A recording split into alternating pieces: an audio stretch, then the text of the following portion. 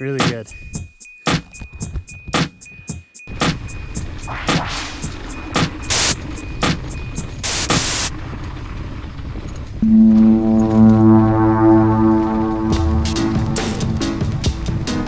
Yo, welcome back to Fern Flow MTV. This is part 2 of 2 videos documenting our epic descent on top of the World Trail in Whistler, BC. If you haven't seen part 1, make sure to check that out. We'll pick up here as we start our descent into the forest at the end of top of the World Trail. Epic 360 views slowly turn into dense forest, and rock armor turns into rooty chutes.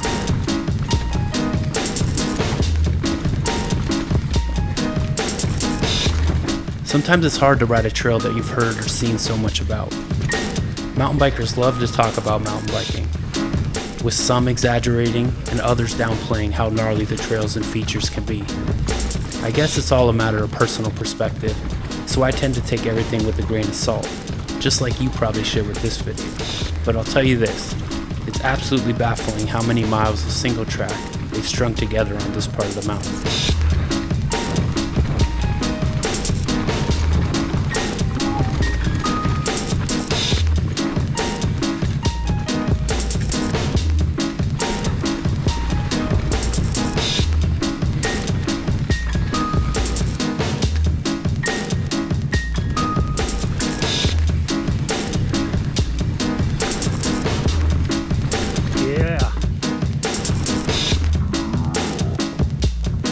Yeah, buddy.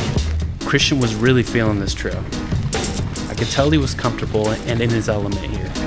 Maybe because he raced the EWS not too long ago here, or he was just in a zone. But I could only keep up for so long. Certainly not ashamed of this, as he's a ripper, and especially when he wants to go fast. But I do my best to stay on his wheel so I can maybe pick up a line or two.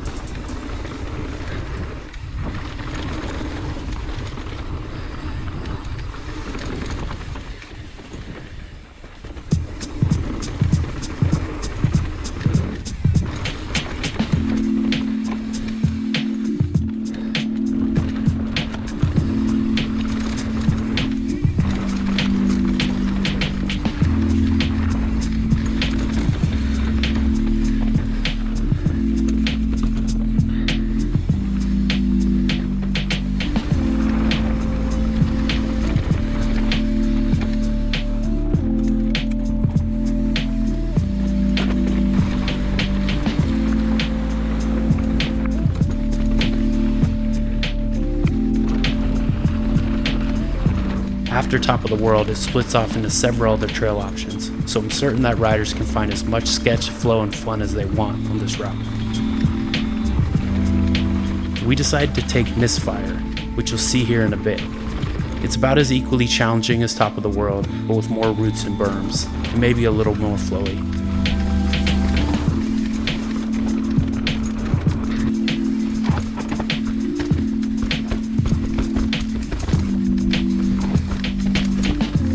I mean, look at this dirt. Mind you, it's the beginning of September, so dry there are wildfires everywhere in the region, and there hasn't been significant rain here in months. Yet somehow, it's still a perfect golden brown ribbon of track through the trees.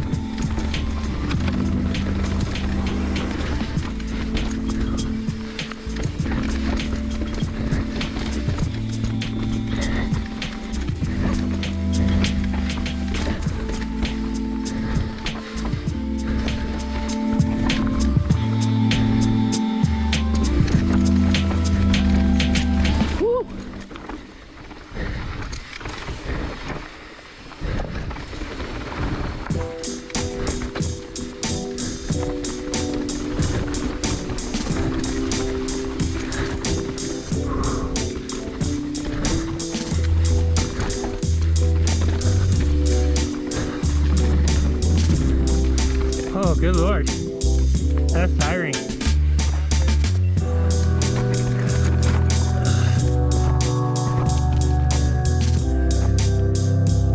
Yeah.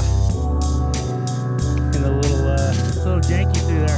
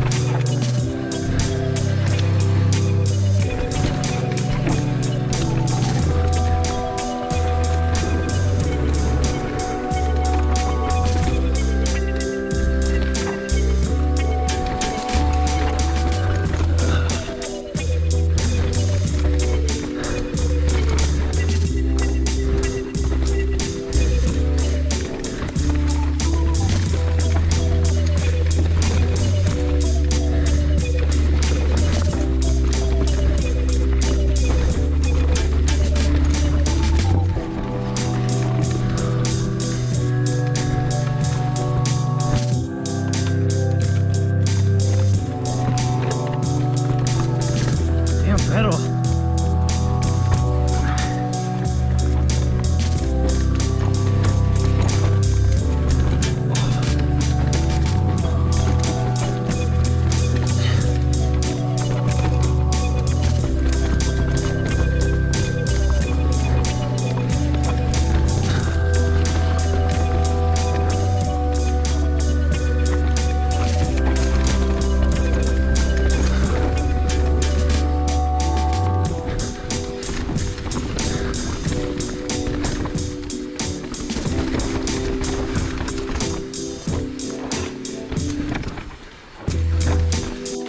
The trail here is called Delayed Fuse.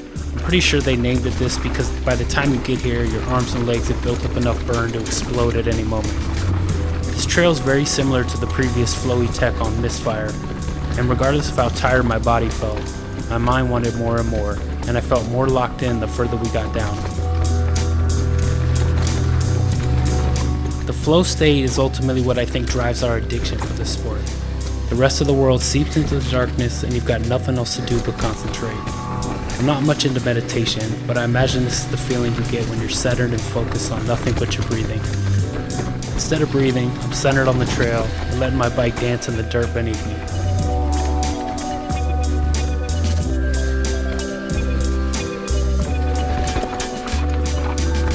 Originally, we had decided to hit top of the world for two reasons. One, the lines at the bottom were unbearably long at this point of the day. And two, it was on all of our bucket lists and it was open, so the timing seemed right.